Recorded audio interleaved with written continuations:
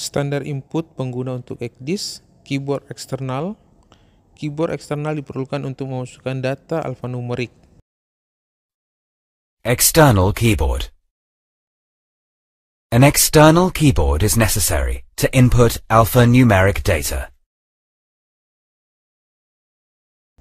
Trackball. Sebagian besar XDIS memiliki unit trackball yang berfungsi sebagai petunjuk atau kursor di layar.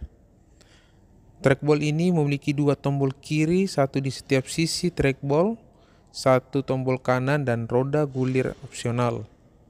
Catatan, secara umum istilah klik dan pilih mengacu pada operasi standar klik kiri, klik kanan akan selalu disebutkan secara spesifik.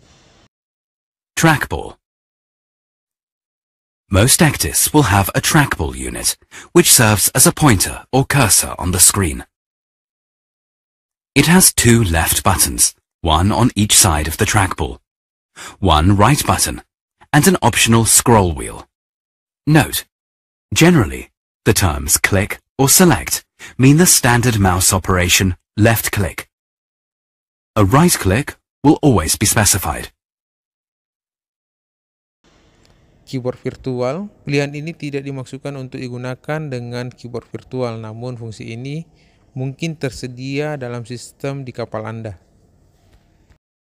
Virtual keyboard.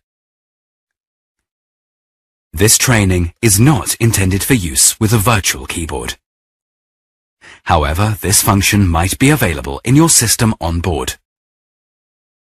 Assalamualaikum warahmatullahi wabarakatuh.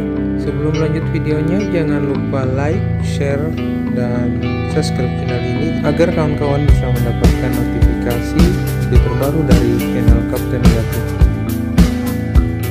Jika ada saran dan pertanyaan bisa